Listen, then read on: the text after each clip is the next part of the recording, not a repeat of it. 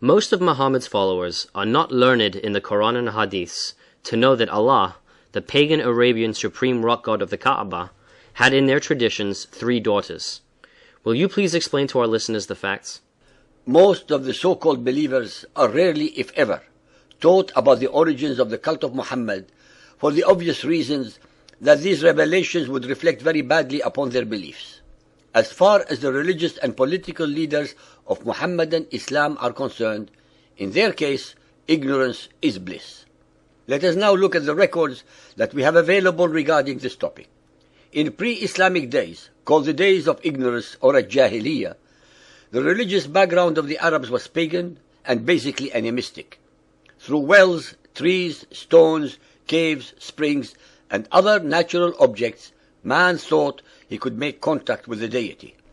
At Mecca, Allah was the supreme rock god of the Kaaba and chief of the gods and the special deity of the Quraysh, Muhammad's tribe.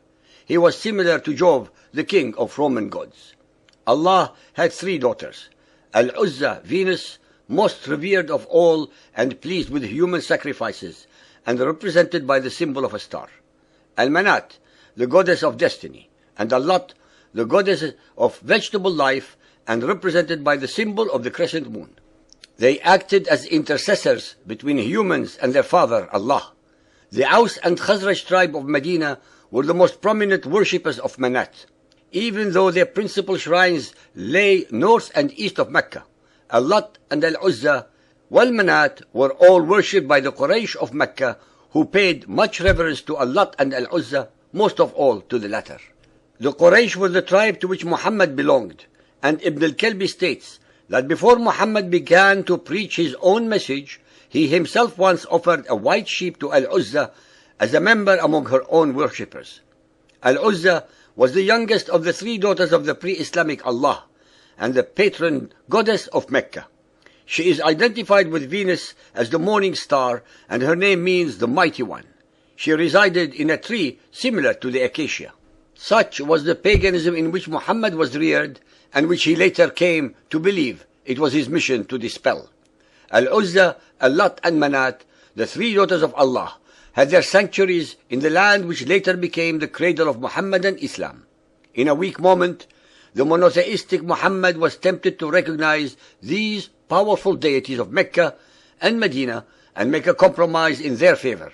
But afterwards he retracted the revelation which he blamed upon Satan, and instead said to have received the form now found in Surah An-Najm, the star 53.19-20.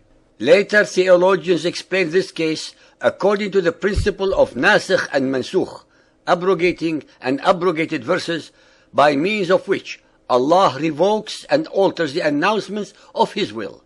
This results in the cancellation of a verse and the substitution of another for it, as in Quran 2.100.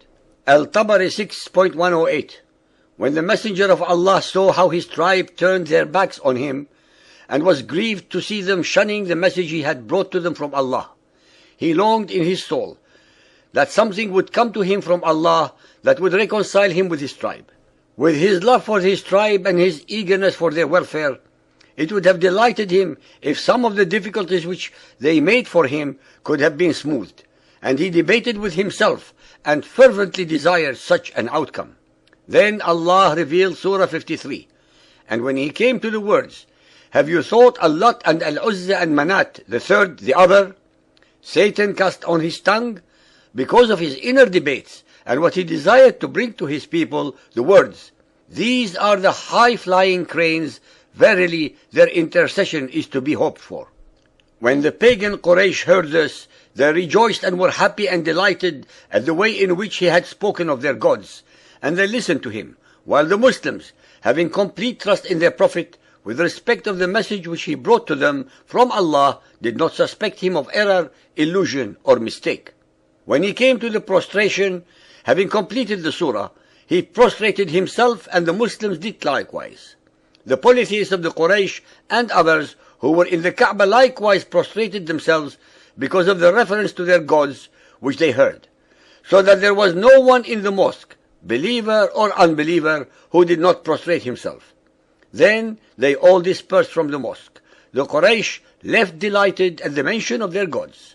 This is indubitably an authentic story, says it is impossible to imagine any Muhammadan Muslim inventing such a tale of the notorious satanic verses.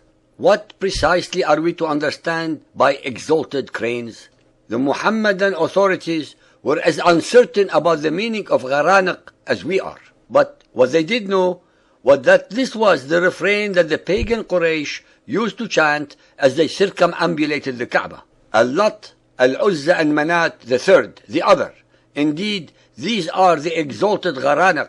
Let us hope for their intercession. It is unthinkable that the men of the later tradition, who regarded Muhammad in every respect as a perfect example for the faithful, would have deliberately invented a story so seriously compromising their prophet.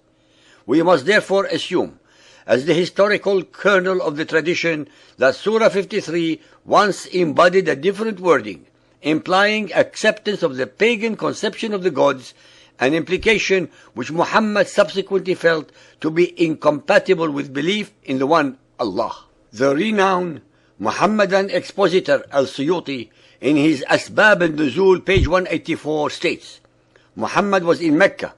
He read the chapter of the star.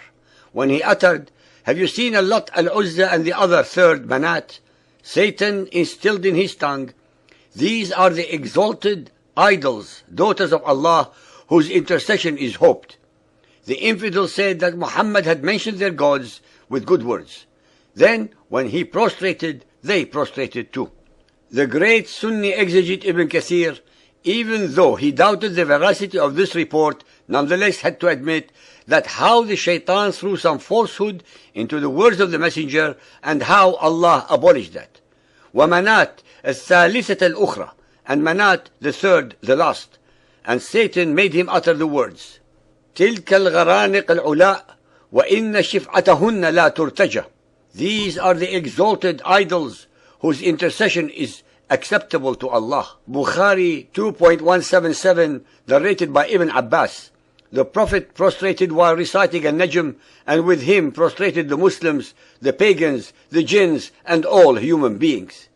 Dear listeners, the hadith asserts that all of humanity, as well as all demons, were witnesses to this event. Many traditionists have recorded it with reference to the chains of narrators. Among them more commonly known are Al-Tabari, Ibn Abi Hatim, Ibn al-Munzir, Ibn Mardoya, Ibn Ishaq, Musa ibn Uqba, and Abu Ma'shar.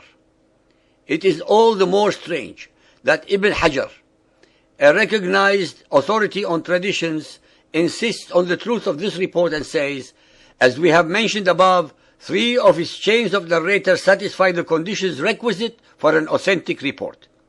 When Muhammad brought a revelation from Allah, cancelling what Satan had cast on the tongue of his prophet, the Quraysh said, Muhammad has repented of what he said concerning the position of your gods with Allah, and has altered it and brought something else. Those 2 phrases which Satan had cast on the tongue of the Messenger of Allah were in the mouth of every polytheist, and they became even more ill-disposed and more violent in their persecution of those of them who had accepted Islam and followed the Messenger of Allah. Ladies and gentlemen, the satanic verses controversy have taxed the minds of the most learned scholars of Muhammadan Islam over 1400 years. The Arabic records can never be ignored or denied, no matter how much contorted logic and explanations are made by the Muhammadan exegetes in their attempts to exonerate Muhammad's kufr, that is his blasphemy, by associating the daughters of Allah with Allah. The Muhammadan records prove that in a moment of weakness, Muhammad tried to bring his pagan tribe to his belief system by compromising his monotheism, but then recanting and conveniently blaming the totally innocent Satan for his own failure.